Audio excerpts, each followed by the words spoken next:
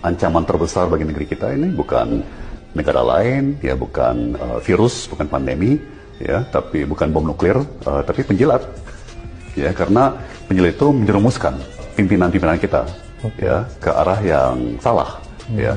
Sementara kalau misalnya kita jujur dan bicara apa adanya, ya, dan kita memberantas, ya, budaya menjilat ini, tantangan dan ancaman apapun bisa kita hadapi. Ya, apakah itu pandemi, apakah itu bom nuklir, kita bisa hadapi. Ya, karena kita selalu akan berakar pada kebenaran dan realita, bukan kepada asal bawa senang. Ya. Adegan 4, Lembong, Anis, dan permainan catur. Dalam dunia bisnis, Tom Lembong bukanlah nama kecil. Keluarganya memiliki jaringan besar dari rumah sakit hingga apotek. Lembong pun cukup vokal, sering mengkritik pemerintah khususnya terkait kebijakan nikel dan hilirisasi yang dianggapnya terlalu sempit. IKN juga dikritiknya. Kritiknya yang menohok sering berseberangan dengan Bahlil Lahadalia, Menteri SDM yang gemar menyebutnya halusinasi tingkat tinggi. Bagaimana jadinya jika salah satu pemain penting dalam ekonomi anti hilirisasi seperti Lembong mendukung Anies yang berencana mengusung isu ekonomi yang lebih luas. Pola ini mirip dengan permainan catur di mana setiap langkah pemain utama menentukan jalur bagi pion-pion di depannya. Melihat ancaman Anies dari rencana partai barunya, jalur Lembong sebagai donatur dan penasihat ekonomi harus di-stop. Seakan-akan ini adalah strategi klasik untuk memblokir bidak agar tidak menyeberang dan menjadi ratu.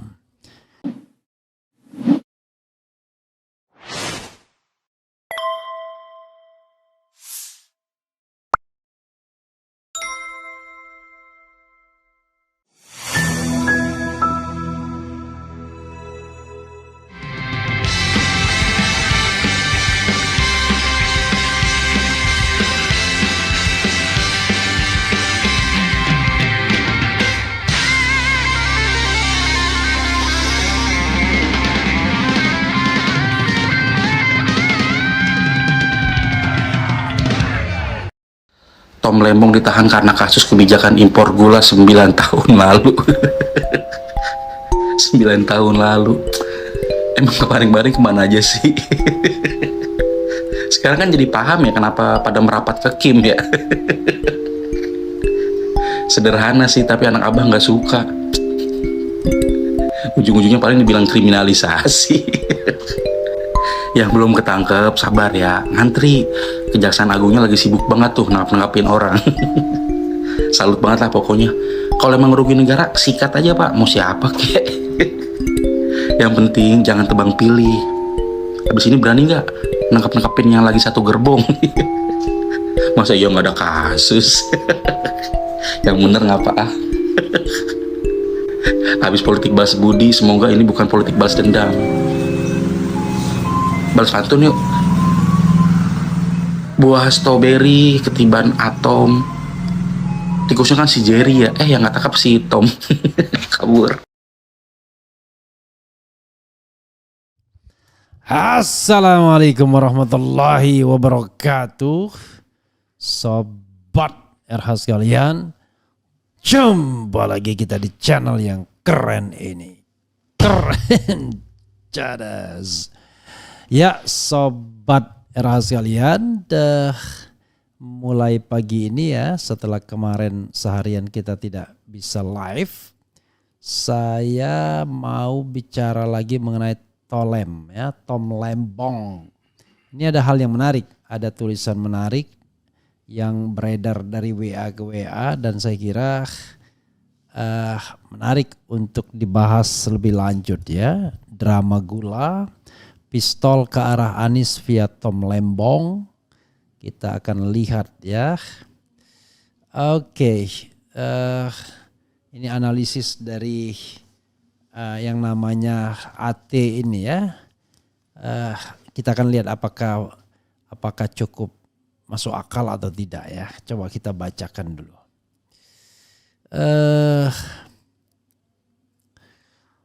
Drama gula kristal, catatan CAT. Siapa yang tak kenal Tom Lembong? Tanda tanya. bukan sembarang orang. Mantan Menteri Perdagangan era Jokowi yang terkenal dengan kecerdasannya, lulusan Harvard pula. Tapi ironisnya sekarang justru dia masuk ke dalam drama hukum yang penuh aroma manuver politik. Bukan hanya soal tuduhan terkait izin impor gula, tapi satu hal yang digarisbawahi publik, ternyata ada rencana yang lebih manis dalam kurung atau pahit tanda tanya di balik layar yang tak lain bertujuan mengganjal ambisi politik Anies Baswedan di 2029 ini. Ini dia adegan-adegan dramanya yang maaf sekali belum sempat dibuatkan videonya. Adegan 1, tuduhan atau dugaan. Kejaksaan Agung menuduh Lembong memberikan izin impor gula kristal sebanyak 105.000 ton ya, 105.000 ton ya tepatnya. Karena di Bang Edi Channel saya bilang 103 atau 104. Cukup untuk membanjiri dapur ibu kota selama setahun.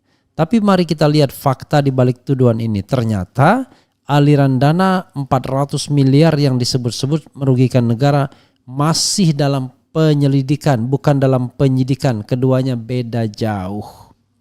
Alih-alih memiliki bukti kuat, pihak Kejagung malah mengatakan masih menelusuri aliran dana dan akan menghitung ulang kerugian negara.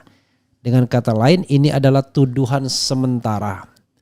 Alias belum jelas siapa sebenarnya yang menikmati duit raksasa itu. Tentu saja hal ini mengingatkan kita pada pepatah hukum di Indonesia bisa berubah bak roller coaster ya. Adegan 2, operasi sandiwara politika. Sebagian pengamat menilai kasus ini bukanlah soal hukum murni tapi politik. Lembong dikenal dekat dengan Anies Baswedan, tokoh yang sempat dicalonkan untuk 2024. Tapi harus puas menonton Prabowo melenggang. Apakah ini motif dibalik tiba-tiba kasus gula ini diolah ulang setelah 9 tahun lalu? Tanda tanya. Memangnya berapa tahun kita bisa menyimpan gula sebelum menjadi kecut? Mari kita lihat skenarionya. Anies kabarnya sedang menimbang untuk menyetujui usulan pendukungnya membuat partai baru bernama Partai Perubahan. Dengan dukungan Lembong sebagai penyandang dana, banyak pihak menilai partai baru ini bisa mendongkrak suara Anies di 2029. Bahkan belum apa-apa suara yang didapatnya bisa langsung 30%. Dahsyat ya. Nah, jika rencana kawan pendukung Anies untuk bikin partai tadi berhasil, para penjaga status quo tentu merasa kursi mereka terancam dalam bahaya. Maka dari itu langkah paling logis adalah betul sekali memotong jalur pendanaan sejak dini. Adegan 3, drama gula kristal atau sekedar pemain figuran. Tak hanya Lembong yang menjadi sorotan, ada pula Charles Sitorus, Direktur Pengembangan Bisnis PT Perusahaan Perdagangan Indonesia yang juga terseret kasus ini. Sang direktur yang juga terjebak di pusaran kasus ini mungkin hanya figuran. Namun kasus ini sudah seperti episode panjang dari sinetron Gula Kristal dan Sandiwara Politik, di mana setiap episode selalu diakhiri dengan cliffhanger ya. Masalahnya itu tadi, pihak Kejaksaan Agung belum punya bukti jelas dengan selalu mengatakan akan mendalami, masih akan ditelusuri, dan belum ada bukti. Di dunia politik kalimat itu setara dengan mengatakan kita akan lihat bagaimana rating pemirsa. Rating itu sama dengan suara Anda, teriakan kita-kita. Adegan 4, Lembong, Anies, dan permainan catur. Dalam dunia bisnis, Tom Lembong bukanlah nama kecil. Keluarganya memiliki jaringan besar dari rumah sakit hingga apotik. Lembong pun cukup vokal, sering mengkritik pemerintah khususnya terkait kebijakan nikel dan hilirisasi yang dianggapnya terlalu sempit. IKN juga dikritiknya. Kritiknya yang menohok sering berseberangan dengan Bahlil Lahadalia, Menteri SDM yang gemar menyebutnya halusinasi tingkat tinggi. Bagaimana jadinya jika salah satu pemain penting dalam ekonomi anti hilirisasi seperti Lembong mendukung Anies yang berencana mengusung isu ekonomi yang lebih luas? Pola ini mirip dengan permainan catur di mana setiap langkah pemain utama menentukan jalur bagi pion-pion di depannya. Melihat ancaman Anies dari rencana partai barunya, jalur Lembong sebagai donatur dan penasihat ekonomi harus di stop. Seakan-akan ini adalah strategi klasik untuk memblokir bidak agar tidak menyeberang dan menjadi ratu. Adegan 5, tuduhan atau cermin. Kita tentu tahu politik Indonesia memang selalu penuh kejutan. Di tengah hiruk pikuk ini seharusnya para aktor di balik layar tak hanya menyajikan cerita tetapi juga logika. Masyarakat Indonesia sudah cukup pintar melihat drama yang bergulir, di mana hukum seringkali tidak berjalan pada koridor keadilan murni, melainkan sebagai refleksi dari kebutuhan politis. Mari kita tunggu episode selanjutnya, atau lebih tepatnya episode lanjutan dari sandiwara politik yang sudah seperti sinetron ini. Di sisi lain, bagi para aktor di dalamnya, mereka sudah tahu bahwa kekuasaan adalah panggung. Mereka boleh saja membuat narasi hukum atau alasan-alasan manis, tapi ingat, rakyat selalu menonton dengan kritis. Catatan Cak Ati Ahmadi Taha. Ya, sahabat era sekalian, itu tadi yang dibuat oleh Ahmadi Taha ya. Nanti akan kita lihat ya. Ini ada King Pura ya, yang jelas menerima aliran dana 400 miliar itu diantaranya Induk Koperasi Kepolisian Negara Republik Indonesia, Inkopol, Pusat Koperasi Kepolisian, Inkop Kartika, Satuan Koperasi Kesejahteraan Prajurit, SKKP TNI Polri, dan perusahaan TW, nama yang gak boleh disebut. Oke, sobat era sekalian ya, ini dari ini ya, Kejagung belum kantongi bukti aliran dana ke Tom Lembong dalam kasus impor gula. Luar biasa King Purwani, kok banyak tahu dia ya. Oke, sobat era sekalian, ada beberapa data ya. Data GKM dalam rangka menjaga ketersediaan dan stabilitas harga gula tahun 2016 ya. Ini ada 8 PT ya. Konfirmasi kepada pihak perusahaan gula, rafinasi, garis-miring perusahaan gula, diketahui bahwa masing-masing pabrik gula, rafinasi, dan pabrik gula tersebut tidak secara langsung memperoleh penugasan dari Menteri Perdagangan. Namun penugasan tersebut terkait dengan permintaan pihak koperasi, yaitu Induk Koperasi Kepolisian Inkopol, Pusat Koperasi Kepolisian Inkop Kartika, dan Satuan Koperasi Kesejahteraan Prajurit TNI Polri, SKKP TNI Polri, dengan jumlah alokasi impor masing-masing perusahaan adalah sebagai berikut. Ini kacau juga ini ya. Ya, sahabat sekalian, ini ada fakta baru ya yang di-spill bahwa tidak langsung permintaan dari Menteri Perdagangan, tetapi ada pihak lain ya yang meminta juga. Ya nanti kita bahas ya. Nanti ya, coba kita lihat nanti. Ya, sobat era sekalian, itu tadi soal Tom Lembong dan bidikan ke Anies ya. Tapi sampai sekarang ini ya orang pasti akan bertanya, ini di mana korupsinya tentunya. Nanti kita akan bahas kata Jaksa Agung, kata ya ada orang dari Kejaksaan Agung, Jampitsus, tidak perlu ada aliran dana kepada yang bersangkutan. Toh yang namanya memperkaya orang lain juga bisa dianggap sebagai tindak pidana korupsi. Iya, itu kalau ada niat jahatnya, ada mens reanya. Tapi kalau nggak ada mens reanya, gimana?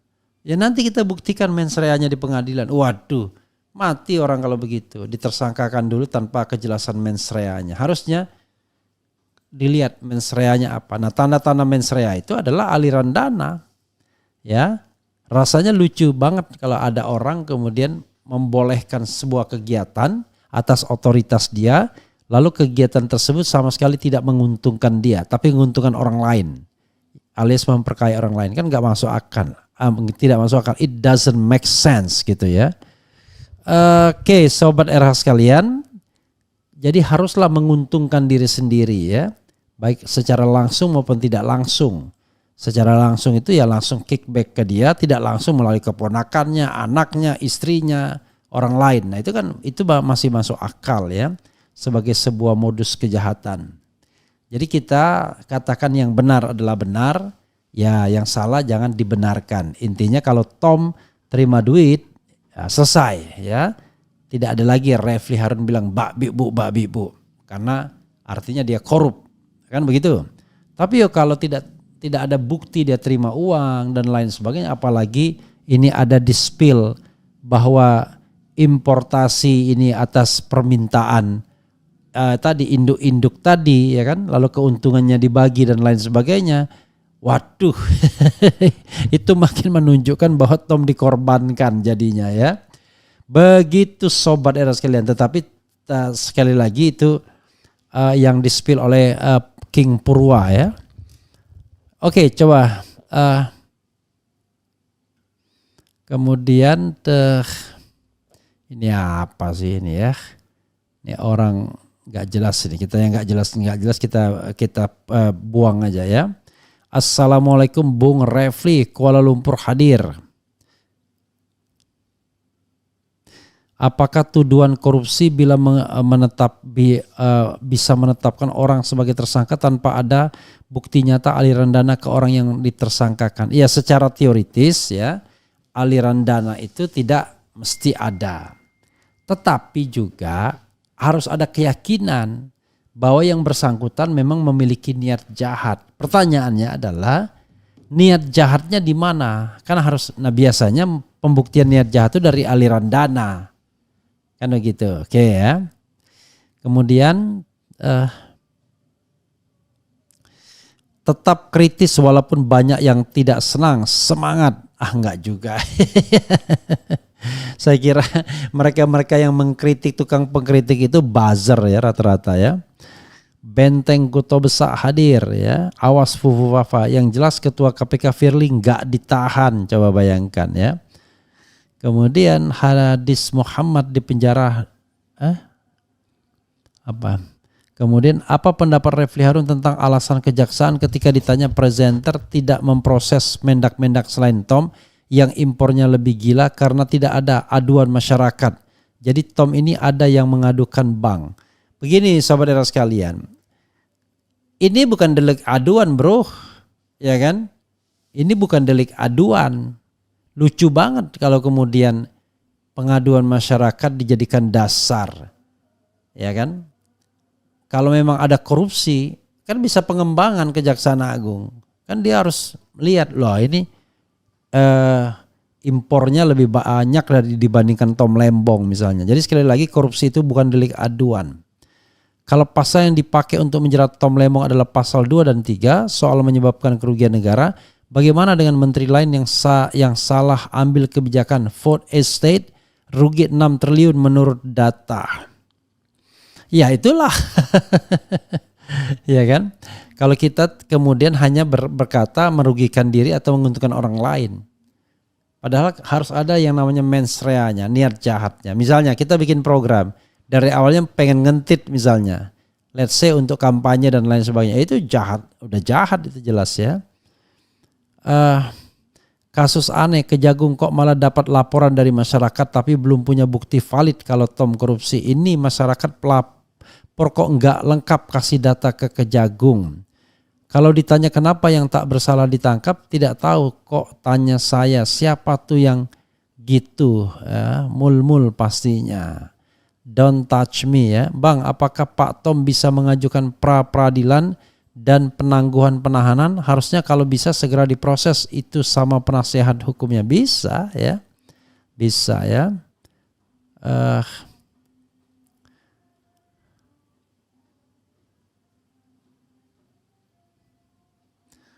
Ada viral pernyataan Saud Situmorang, pokoknya kebijakan yang merugikan negara adalah korupsi, wajib diproses. Coba Refli Harun undang beliau untuk penjelasannya. Ya enggak lah, saya udah bergaul sama Saud Situmorang kan.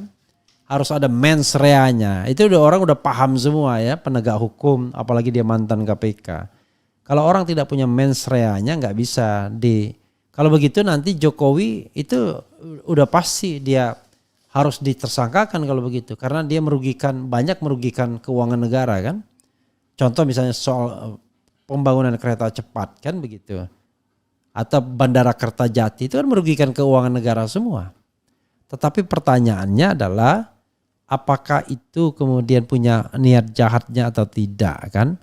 Kalau dicari aturannya ya belum tentu juga aturannya dia comply dengan aturannya ya, taat pada aturannya.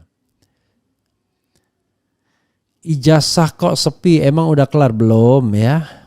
Kita akan menghadapi krisis moral terhadap hukum sampai kapan, yang pasti sampai akhir jabatan Prabowo, karena diduga kasus ini bermula kecerobohan. Bang Refli, apakah Tom Lembong ditersangkakannya ada kaitannya dengan LBP? Mana saya tahu, ya NTKTS, ya enggak tahu kok tanya saya.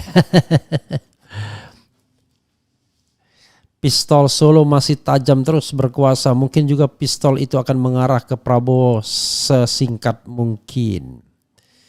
Kemudian apa lagi ya? Nakula Sadewa, negara rugi dalam hal apa? Itu yang diuntungkan swasta, bukan merugikan negara, tapi tidak menguntungkan bagi BUMN. Salah, BUMN untung juga. Nanti kita bahas, tapi untungnya. Jadi bukan negara rugi, negara kurang banyak untungnya kalau dalam kasus Tom ini.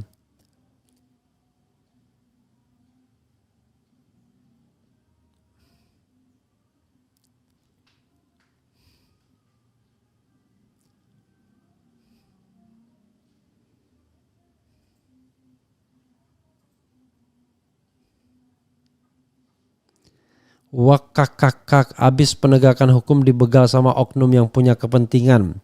Mengerikan cuy. Usut pula kasus-kasus lain. Sekarang pemimpin sekarang baik legislatif, eksekutif, yudikatif membuat dan menerapkan hukuman mati. Oke, maksudnya apa ini? Ya IKN juga itu kan proyek rugi, ya kan? Kalau begitu itu merugikan keuangan negara juga. Bang Repli, sebenarnya Prabowo mau berantas korupsi atau cuma omon-omon? Sampai hari ini Prabowo belum mengeluarkan perpres mengembalikan undang-undang KPK yang lama. Bukan perpres ya, mengembalikan menerbitkan perpu, peraturan pemerintah pengganti undang-undang. Ya NTKTS, ya enggak tahu kok tanya saya.